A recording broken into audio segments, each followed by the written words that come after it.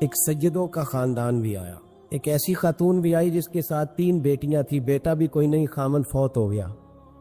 مسجد کے ساتھ مہمان خانے بنے ہوتے، وہاں اس نے بچوں کو ٹھہرایا اور نکلی سمرقند میں کہ کوئی آدمی مل جائے اور اس سے کہوں کہ تھوڑی سی مدد ہو۔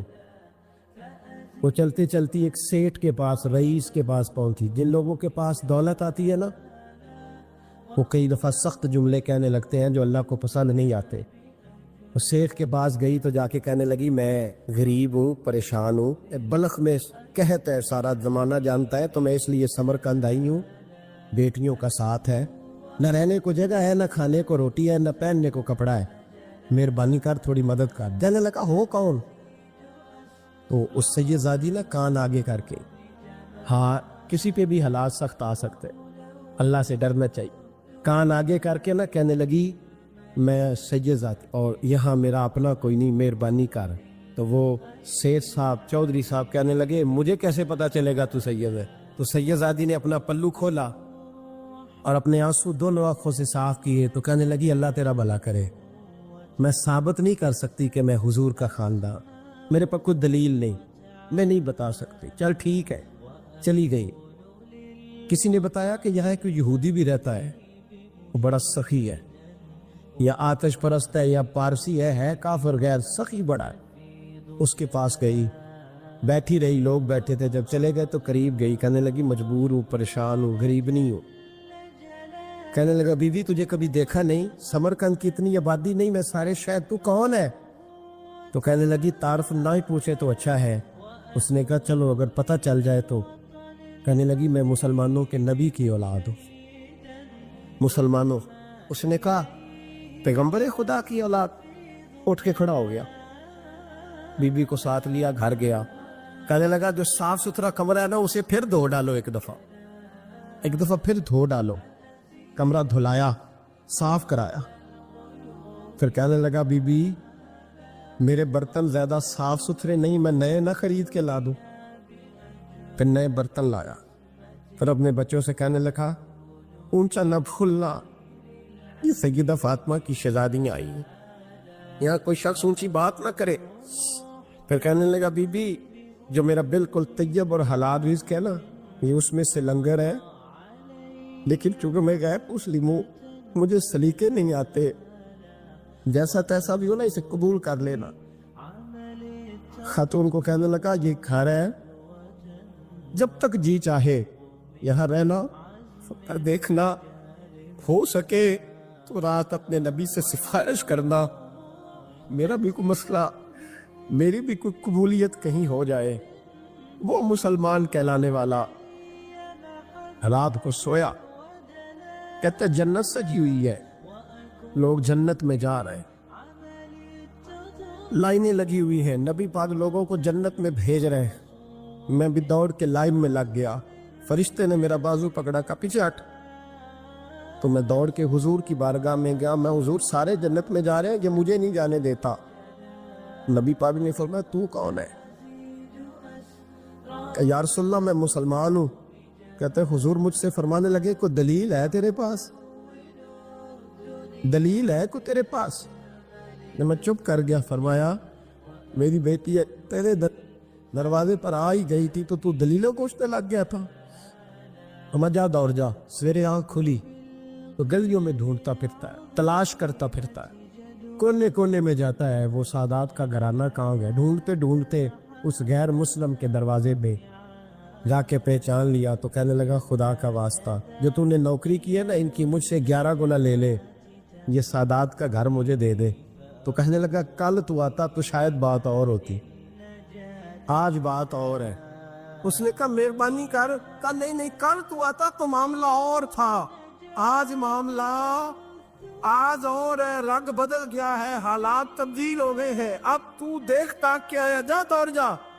کہنے لگا، نہیں مہربانی کر، دے دے، تو غیر مسلم میں تیرا کیا تعلق؟ کہنے لگا، چپ کر، غیر مسلم میں کل تک تھا، کل سے سجدوں سے پیار کیا ہے تو میرے حالات سنور گئے ہیں۔ وہ جو نظارے تو نے رات خواب میں دیکھے ہیں، میں نے جاگتی آنکھوں سے دیکھے ہیں، میں نے جاگتی آنکھوں سے، اور تو نے کسی مفتی پیر عالم کے ہاتھ پہ کلمہ پڑھا ہے؟ میں نے رات محمد عربی کے ہاتھ پہ کلمہ پڑھا ہے، شیخ الاسلام ابن المسلمین خواجہ قمر الدین سیالوی۔ خواجہ صاحب سچ مچ کے شیخ الاسلام تھے، اور اللہ تعالیٰ نے انہیں بڑا ہی اعزاز عطا فرمائے، بڑی بات تھی۔ ایسے شیخ بھی کم دنیا میں ہوتے، اور 20 علماء ان کے مرید تھے۔ پنڈی کے علاقے میں نا اپنے بہت سارے علماء، کسی علماء کی میٹنگ میں گئے تھے، علماء کافی تھے، تو ایک سید عالم تو انہوں نے نماز پڑھائی، عالم بھی تھے اور سید بھی تھے، جماعت کرائی، تو نماز کے بعد پتہ چلا کہ کوئی ایسی واضح غلطی ہو گئی ہے کہ نماز ہوئی ہی نہیں۔ اب ہمارے تو کسی نمازی کو کسی مسئلے کا پتہ چل جائے دوسروں کو جینے نہیں دیتا، کہتا صرف میری نماز ٹھیک ہے، تم سب کی غلط ہے۔ اور پھر بندہ عالم ہو، اسے پتہ ہو مسئلے کا، تو پھر وہ سانس لینے دے، یہ بڑا مشکل کام ہے۔ علم یہاں بالکل زیادہ ہو تو پھر بندے کو حوصلہ ہوتا ہے، اس پہ کو پتہ ہے تھوڑا پانی ہوتا ہے نا برتن میں تو آوازیں زیادہ نکالتا۔ علماء سارے کہنے لگے جی جلدی سے بتائیں جی حضرت صاحب وہ نماز نہیں ہوئی، تو خواجہ صاحب نہ چپ کر جو، پتہ مجھے بھی ہے نماز نہیں ہوئی، پر مسئلہ یہ ہے میرا مولوی نہیں نا، یہ رسول اللہ کا خاندان ہے، اور تیری نسل پاک میں ہے بچہ بچہ نور کا۔ فرمایا کہ حضور کا خاندان ہے، چپ کر جاؤ، طریقے سے بات کرنی، ادب سے۔ اور کوئی عالم ہوتا تو میں لقمہ دیتا، یہ سادات ہیں، چپ کرو۔ چلو کہنے لگے میں نا سوچ رہا ہوں کہ کوئی جملہ مل جائے تو شاہ جی کو کہوں کہ نماز نہیں ہوئی، حالانکہ بڑے عالم تھے خواجہ صاحب، وہ زبردست قسم کے محقق عالم۔ تھوڑی دیر کے بعد کہنے لگے لو جی مجھے نا مل گیا جملہ، میں شاہ جی کو بتانے لگا ہوں۔ کب بتائیں؟ تو سلام لیا آگے جا کے، شاہ جی کے ہاتھ چومے، کہنے لگے حضور آپ کے پیچھے نماز پڑھی ہے، سید ہے تو مزہ بڑا آیا ہے، ان 4 وقتوں کا بڑا ہی مزہ آیا ہے، ہمارا دل کرتا ہے کہ دفعہ یہی نماز دوبارہ نہیں پڑھا دیتے، مزہ ہی بڑا آیا ہے نا، ذرا ایک دفعہ دوبارہ نہیں پڑھا دیتے نماز، مزہ بڑا ہے۔ تو شاہ جی کہنے لگے لگ مجھے بھی رہا تھا نماز کوئی نہیں ہوئی، پر میں کہہ رہا تھا شاید میرا وہم نہیں ہو، لگ رہا تھا کہ نماز نہیں ہوئی۔ تو آپ بڑے سمجھدار آدمی ہیں، آپ نے سید کا ادب بھی بچا لیا ہے اور مسئلہ بھی بتا دیا ہے۔ تیری نسل پاک میں ہے بچہ بچہ نور کا، تو ہے عین نور تیرا سب گھرانہ نور کا۔ ہمارا تعلق اعلیٰ حضرت فاضل بریلوی کے ساتھ ہے، اعلیٰ حضرت فاضل بریلوی رحمت، ایک پیر صاحب نے دعوت دی، پیلی بھیت کے پیر صاحب تھے، دعوت دی، ان کے جلسے میں عرس پہ اعلیٰ حضرت گئے، اور جب میرے امام پہنچے تو بے پردہ بیویاں سامنے بیٹھی تھی۔ میرا موضوع نہیں تھا لیکن بات ہو رہی تھی، سوال پوچھا جا رہا تھا تو وضاحت ضروری سمجھ رہا ہوں۔ بے پردہ بیویاں سامنے بیٹھی تھی، اور وہ بزرگ سید بھی کہلاتے تھے۔ اعلیٰ حضرت رحمت اللہ علیہ واپس پلٹے، واپس بھرے مجمع میں اٹھ کے آ گئے، دوڑا آیا، لوگ بھی تھے، کہنے لگے حضور آپ امام ہیں، بزرگ ہیں ہمارے، آپ کا رویہ نرم ہونا چاہیے، تھوڑا خیال کریں، کوئی غلطی ہے تو سمجھائے، آپ جا رہے ہیں کوئی غلطی ہے تو سمجھائیں، رویہ نرم ہونا چاہیے، سمجھا دیں، آپ اٹھ کے جا رہے ہیں۔ آپ فرمانے لگے جو رسول اللہ کی شریعت کا لحاظ نہ کرے اس کے ساتھ نرم رویہ نہیں رکھنا چاہیے، نرم رویہ نہیں رکھ۔ فرمایا اگر آپ سید نہ کہلاتے ہوتے تو پھر میں کھڑے ہو کے بات کرتا، نرمی صرف اس لیے کی ہے کہ تیری نسل پاک میں ہے بچہ بچہ نور کا۔ لیکن وہ شاہ بھی کوئی قیمتی بزرگ تھے، سید صاحب بھی، تو کہنے لگے حضور بھی میری طرف دیکھیں، بڑے مجمع میں کہتا ہوں مجھ سے غلطی ہوگی، آئندہ نہیں کروں گا۔ اور پھر میرے امام کی شان دیکھیں، جب شاہ صاحب نے بڑے مجمع میں کہا غلطی ہو گئی آئندہ نہیں کروں گا، تو لوگوں نے دیکھا کہ کروڑوں سنیوں کا تنہا امام زمین پہ جھک گئے اور سید کے پیر چومنے شروع کر دیے۔ فرمانے لگے اگر آپ غلطی مانتے ہیں تو میں بھی رسول اللہ کی اولاد کا نوکر ہوں، تو میرے بھائی یاد رکھے ایسے ہی تھوڑا آد ہے، ہم کوئی ایسے گرے پڑے لوگ نہیں جس مرضی آدمی کو اٹھ کے ماننا شروع کر دے۔ ہماری عقیدت بڑی غیرت مند ہے، ہمارے نظریات بڑے پختہ ہیں، اور ایک منٹ کے لیے بھی ہمیں کوئی شرمندگی نہیں، پار کے ادھر پھینکتے۔ ہم کیا سمجھتے ہیں کسی کے درجنوں مرید ہو یا لاکھوں مرید ہو، ہمارے لیے کسوٹی رسول اللہ کی شریعت ہے، نبی پاک کا دین معیار ہے۔ حضرت سلطان باہو رحمت اللہ تعالیٰ علیہ کے ایک خادم ہوئے، ان کا اصل نام امیر بابا لکھا ہے بعض جگہوں پہ، لیکن ان کو کدن میاں، کڈن میاں، بڈھے میاں کئی ناموں سے یاد کیا جاتا ہے۔ بڑے درویش تھے، صاحب حضوری آدمی تھے، اکثر لوگ دم درود کرانے آتے تھے ان کے پاس۔ بزرگوں کے پاس لوگ آتے ہیں، اللہ کے بندے دعا کرتے ہیں تو اللہ خیر فرما دیتا ہے۔ آج کل کا زمانہ نہیں، اب تو دکانداری ہے نا، ٹوکن چلتے ہیں. تو اللہ تعالیٰ خیر کرے, حالات بڑے عجیب و غریب ہے. تو ان کے پاس لوگ آیا کرتے تھے دم کرانے. انہوں نے نا دور ایک برتن رکھا ہوا تھا, تو کوئی آدمی آتا تو تھوڑا سا اس میں نذرانہ ڈالتا. نذرانہ حضرت جی میرا یہ کام ہے, یہ کر دے. وہ خلیفہ تھے حضرت سلطان باہو کے. وہ گردن جھکاتے, تھوڑی دیر کے بعد سار اٹھاتے, کہتے تیرا کام ہو جائے گا. صحیح مسلم کی حدیث ہے, نبی پاک نے فرمایا رب اشغاز اکبر لو اقسم علی اللہ لابرہ. اللہ کے کچھ بندے ایسے ہیں جو اللہ کو قسم بھی دے تو اللہ ان کی قسم پوری کر دیتا ہے. ان کے کپڑے مٹی سے بھرے ہوتے ہیں, پر اللہ کو کہہ دیں تو اللہ کر دیتا ہے. حضرت سلطان باہو کے وہ خلیفہ کہتے ہو جائے گا تو ہو جاتا. پھر کوئی بندہ آ کے کہتا جی نذرانہ ڈال دیا ہے تو کام گردن جھکاتے, کہتے اپنے پیسے نکال کے لے دا, تیرا کام کوئی نہیں ہونا. ایک دفعہ کچھ سید زادیاں آ گئی, انہوں نے آ کے نا اس زمانے میں 100 روپیہ سمجھ لے کہ آج کل 1,00,000 روپیہ بابا جی کے نذرانے والے گلے میں ڈالا اور آ کے کہا کہ بابا ہمارے نا ایک بچے کو سزائے موت ہو گئی اور حلفاً بتاتے ہیں کہ ناجائز پھانسی کا حکم ہوا ہے, تو تیری رب رسول کی بارگاہ تک رسائی ہے, مہربانی کا, سیدوں کا بچہ ہے, مہربانی کا. بابا جی نے گردن جھکائی اور کہا اپنا 100 روپیہ نکال کے لے جاؤ. مشکل ہے بچہ بچے تو میں کچھ نہیں کر سکتا. سید آدمیاں تھی روتی ہوئی لوٹ گئی. بچے کی نانی زندہ تھی, ان کو جا کے بتایا تو وہ رونے لگ گئی, کہنے لگی تمہیں بات نہیں کرنی آئی. اللہ کے بندے بڑے نرم دل ہوتے, تمہیں منانا نہیں آیا, ورنہ یہ ہو سکتا تھا. میں جاتی ہوں. وہ آئی 100 روپیہ ڈالا اور بابا جی امیر صاحب کے پاس بیٹھ کے کہنے لگی بابا بات یہ ہے کہ ہم سید ہے سارا ہمارے گھرانے کا, پر چلو آج تک رسائی تیری ہے. آج کل تیرے تعلقات مضبوط ہیں تو مہربانی کر, کوئی غلط بات نہیں, بچے کو پھانسی غلط ہو رہی, مہربانی کر. بابا کہنے لگا اماں میرے بس میں نہیں, میں بھی تو اللہ کا کمزور بندہ ہوں نا, مالک کا کمزور بندہ ہوں. کو ضروری نہیں, دعا پہ فضل ہوتا ہے, اگر اس کی مشیت ہو تو پھر بندہ کیا کر سکتا ہے. تو اماں یہ کام نہیں ہو سکتا. تو اماں رونے لگ گئی, کہنے لگی کوئی نہیں, میں قیامت کے دن حضور کی بارگاہ میں تیری شکایت کروں گی. میں کہوں گی کہ میں نے بتایا تھا میں سید ہوں, اس نے توجہ ہی نہیں کی, میرا کوئی خیال ہی نہیں کیا. بابا صاحب فرمانے لگے اماں پیسے نہ نکالنا, جا تیرا کام ہو جائے گا, جا تو ہو گیا تیرا مسئلہ ہو جائے گا.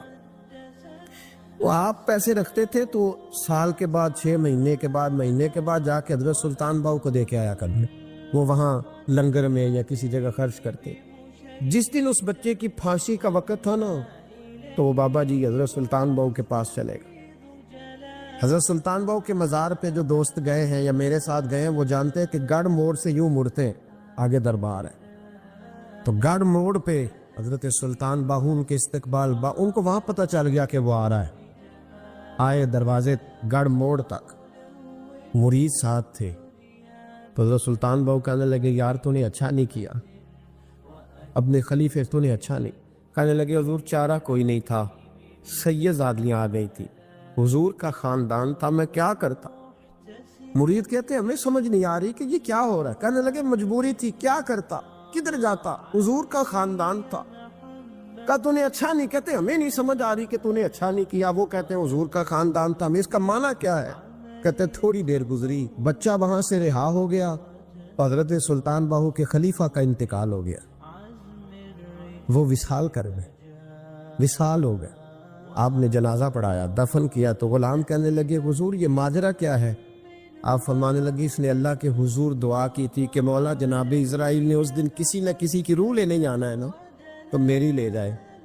اب سید زادیاں دروازے پہ آ گئی ہے, تو سادات کو تو خالی نہیں نہ بھیجا جا سکتا, مصطفیٰ کا خاندان ہے, حضور میری روح لے جائی جائے اور اس سید زادے کو چھوڑ دیا جائے. فرمایا اس نے اللہ کے حضور قربانی دے کے وَفَدَيْنَاهُ بِذِبْحٍ عَظِيمٍ. ایک سنار نے گلی میں ایک یتیم چھوٹے سے بچے کو گھومتے دیکھا, تو سنار بے اولاد تھا, بچے کو اٹھا کے گھر لے آیا. 18 سال اس بچے کی پرورش کی, اس کو پالا پوسا جوان کیا.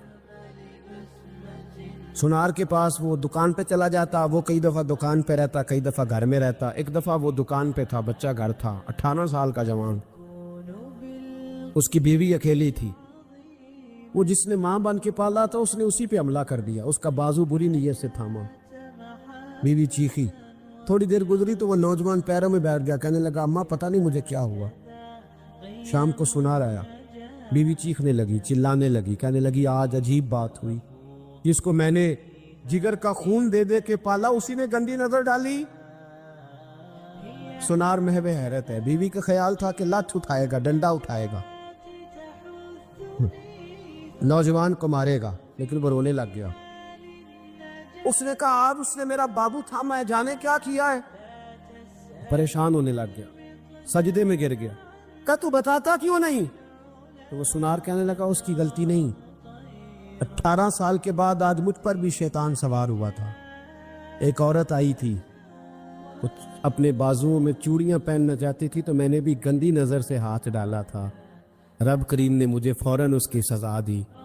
जिनके घरों में बेटियां होती हैं उनकी नज़रें गंदी नहीं होती, जो बेटियों के बाप होते हैं, जो बहनों के भाई होते हैं, उनकी नज़रें गंदी। और अगर तू टेलीफोन करता है तो किसी औरत के साथ ताल्लुक़ रखता है तो ये बात लिख ले, इमाम फखरुद्दीन राजी 1, अल्लामा इस्माइल हकी 2, मुल्ला जलालुद्दीन रूमी 3, इमाम खाजन 4, इमाम जलालुद्दीन सुयूती 5 हदीस के उस्ताद और मुहद्दिस लिखते हैं कि अगर तू किसी पर गंदी नजर डालेगा तो तेरा घर बच सकता, याद रख नहीं बचे, इसलिए कि तेरी नजर किसी की बेटी को बेटी समझ, ताकि तेरी बच्ची का पर्दा कायम रहे।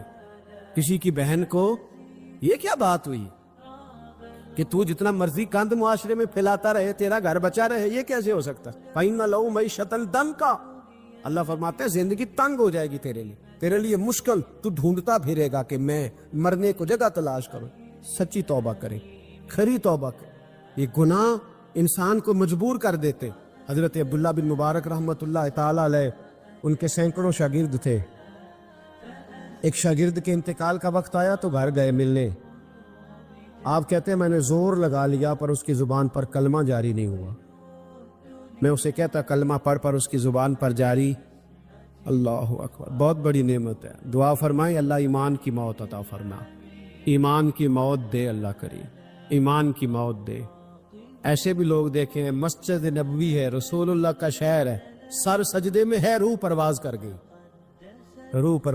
कितना नसीबों वाला है, कितना नसीबों वाला है कि मस्जिद नबवी में सर सजदे में रखा है और अल्लाह तबारक व तआला ने महबूब के कदमों में मौत अता फरमाई। तो हज़रत अब्दुल्लाह बिन मुबारक कहते हैं मैंने उसको कहा कलमा पढ़, तो उसकी जुबान पे जारी नहीं होता। मैं बार बार कहता तो वो मिन्नत करता, कहता हुजूर मैं कोशिश करता हूँ, जारी नहीं होता। फरमाते मैं परेशान होके उठा, अभी मैं दरवाजे पे पहुंचा था, उसने चीख मारी और रूह परवाज कर दी। बच्चे रोने लगे, बीवी रोने लगी। तो मैंने उसकी बीवी से कहा कि ये जुर्म क्या करता, इतना बड़ा पापी पे कलमा जारी नहीं हुआ। उसकी जोजा कहने लगी हजरत जी 2 गुनाह थे इसके, एक तो ये शराब का आदी था, रोकती थी बाज नहीं आता था, और दूसरी बात यह कि ये अपनी अम्मा का नाफरमान था। वो 2 गलियां छोड़ के रहती है, ये कभी मिलने नहीं गया था। उस बूढ़ी का कलेजा इसकी तरफ से बड़ी तकलीफ में था। तो हज़रत अब्दुल्लाह इब्न मुबारक कहने लगे जा तू भी दुआ कर, और उसकी माँ को भी कह दुआ करे कि यहाँ तो ये कलमा नहीं इसे नसीब हुआ, अल्लाह करे अल्लाह आखिरत की मंजिल इसकी बेहतर फरमा दे। मेरे भाई ऐसे गुनाह, हज़रत मालिक बिन दिनार ने तौबा की, तौबा की। किस तरह फरमाते मैं नशे का आदी था, किसी ने मुझे कहा कि बतौर दवाई शराब पी लो, तो मैंने पी ली। नशे का आदी था, शराब पीता था। अल्लाह ताला ने बड़ी मन्नतों और कोशिशों के बाद, मिन्नतों के बाद एक बेटी अता फरमाई। वो भी 2.5-3 साल की हुई तो पर्दा कर गई। कहते मैं उसकी कब्र पे बैठ के घंटों रोता, शराब का आदी था। एक दिन सोया तो ख्वाब देखता हूँ कि मेरे पीछे एक बड़ा सांप लग गया, और सांप जब मुंह खोलता है तो अंगारा निकलता है।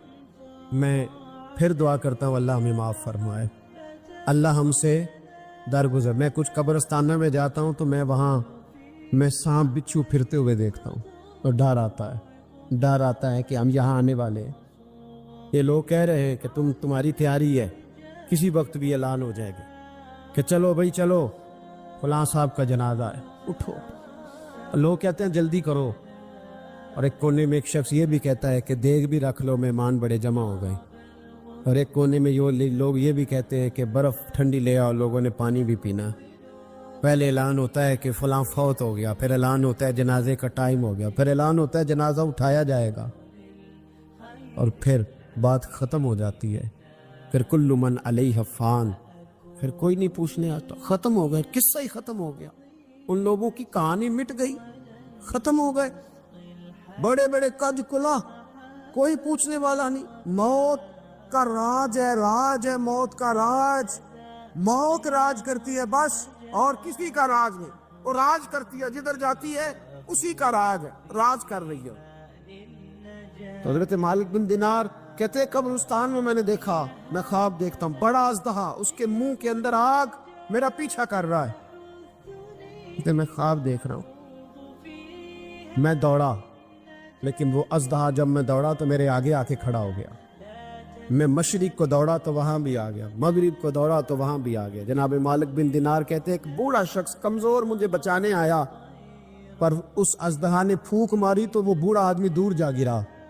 کہتے میں چیختا تھا، چلاتا تھا. ایک پہاڑی پہ میں بھاگا گیا تو وہاں مجھے میری بیٹی ملی، مجھے فوت ہو گئی. وہ اس اژدہے کے آگے اس نے یوں ہاتھ کیا تو اژدہا پیچھے بھاگ گیا. میں نے بیٹی کو گود میں اٹھایا، میں نے کہا بیٹی یہ کون تھا؟ کہنے لگی ابا یہ تیرا برا عمل تھا، یہ تیرا برا عمل تھا، یہ تجھے کھا جاتا اگر میں نہ ہوتی. تو کہا یہ بوڑھا جو مجھے بچانے آیا یہ کون تھا؟ کہا یہ تیرا اچھا عمل تھا، پر کمزور بڑا تھا، تھوڑا تھا، یہ تیرے برے عمل کا مقابلہ کرنے کی ہمت نہیں رکھتا تھا. حضرت مالک بن دینار کہتے ہیں میری بیٹی نے خواب میں میری داڑھی پکڑ لی اور کہنے لگی ابا میں چاہتی ہوں تو صحیح ہو جا، ایسا نہ ہو کہ پھر تیرے پیچھے یہ اژدہا لگ جائے. حضرت مالک بن دینار کہتے ہیں جب میں سو کے اٹھا تو میری داڑھی آنسوؤں سے بھری ہوئی، اور اس کے بعد میں نے توبہ کی. اس طرح کی توبہ کی کہ پھر میں نے کوشش کی کہ دوبارہ میں اپنے رب کی نافرمانی نہ کروں. حضرت عبداللہ ابن عباس فرماتے تھے جو دنیا میں ہنس ہنس کے گناہ کرتے ہیں نا، ہنس ہنس کے جھوٹ ہنس ہنس کے بولتے، ہنس ہنس کے لوگوں کی غیبت کرتے، فرمایا یہ جو تمہیں ہنس ہنس کے گناہ کرتے نظر آتے ہیں ان کا رونا قیامت میں دیکھا نہیں جائے، ان کے آنسو قیامت میں دیکھے نہیں جائے. جو ہنس ہنس کے گناہ کرتے یہ روئیں گے. فَلْيَضْحَكُوا قَلِيلًا وَلْيَبْكُوا كَثِيرًا. رب فرماتا ہے زیادہ رویا کرو، کم ہنسا کرو. نبی پاک علیہ السلام روتے تو صحابہ کہتے حضور آپ اتنا کیوں روتے ہیں؟ تو محبوب فرماتے جو میں جانتا ہوں وہ تم نہیں جانتے. بھائیو قبروں میں اکیلے جانا ہے، کبھی غور کرنا، اکیلے کوئی بندہ ساتھ حساب دینے نہیں جائے.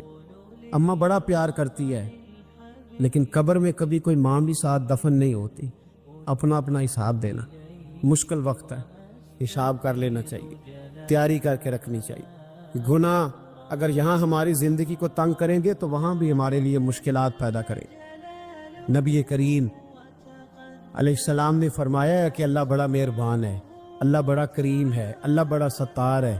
اور یاد رکھو جب کوئی اس کی ریٹ کو چیلنج کرے، جب کوئی اس کے قانون کو توڑے، جب کوئی اللہ کی اعلانیہ نافرمانی کرے، پھر رب کریم کی غیرت کو، اس کے عدل کو جوش آتا ہے. توبہ کرے سچی، مسجد کی حاضری دے پابندی کے ساتھ. میری آپ سے ہمیشہ یہ گزارش رہتی ہے کہ مسجد کی حاضری پابندی سے دے. میں اپیل کرتا ہوں داڑھی رکھ لے، یہ میرے نبی کا طریقہ ہے صلی اللہ تعالی علیہ. واپس آ جا، ہماری بقا نہ ہمارے دین میں ہے. کوئی نہیں ہمیں رکھے گا، کوئی نہیں رکھے گا، کوئی نہیں. میرا ایک دوست رات بتا رہا تھا کہ سعودی عرب میں ایک شخص نے 30 سال محنت کی، تو جب وہ مرا ہے وہیں اس کے گھر میں فون کیا تو اس کے گھر والوں نے کہا جناب آپ کو مشکل ہوگی ڈیڈ باڈی بھیجنے میں، وہیں دفن کر دیں. ہاں اگر اس کا کوئی پیسہ ہے تو وہ ذرا اکاؤنٹ میں بھیج دیں، بچیوں کو ضرورت ہے. او بھائی تو اکیلا جائے گا، تیرے لیے مشکل ہو جائے. اپنے بھی ساتھ یقین کریں، بچے دعائیں کرانے آتے ہیں، کہتے ہیں حضرت جی دعا کریں اللہ اماں کی سختی معاف کر دے. اس کا مطلب کیا ہے کہ اماں اب جائے، اب ہمارا نمبر آئے. بچے تو انتظار کر رہے کہ ابا جائے اور گدی پہ ہمارا نمبر آئے. تیاری ہے، اکیلے جانا ہے، اکیلے سخت سا مرحلہ ہے، اکیلے سارا کچھ فیس کرنا. آج توبہ کریں، وہاں کے کیڑے یہاں رہ کے مارے، اپنے ساتھ ظلم نہ کریں. ہم اس قابل نہیں کہ وہاں جا کے مقابلہ کر سکیں۔ بچیں، اپنے آپ کو محفوظ کریں، بچائیں، حساب اپنا اپنا دینا ہے۔ کسی باپ نے اگر اپنے بچوں کو حرام کھلایا تو بچے تو نہیں کہہ رہے تھے نا کہ حرام لے کے آ، تو باپ نے حساب دینا، والد نے۔ لہذا مہربانی فرمائیں، اپنے اوپر رحم کھائیں، اپنے آپ کو سنواریں۔ آج جمعۃ الوداع ہے، توبہ کریں، اللہ کے نیک بندوں کی صحبت میں بیٹھا کریں، اچھی باتیں سنا کریں تاکہ دل نرم رہے۔ ان جگہوں سے بچیں جو گناہ کی طرف لے کے جاتی، ظلم سے، زیادتی سے، جبر سے بچیں۔ اپنے آپ کو اپنے رب کریم کی بارگاہ میں جھکا دے۔ ہمارا کہیں اور گزارا نہیں، کوئی نہیں ہمیں پوچھے گا۔ اقبال رو پڑے آخری عمر میں، رو پڑے اور اللہ کی بارگاہ میں عرض کرنے لگے، نہ جہاں میں کہیں بھی امان ملی، جو امان ملی تو کہاں ملی، میرے جرم خانہ خراب، تیرے عفو بندہ نواز میں، پناہ صرف اللہ رسول کی بارگاہ میں۔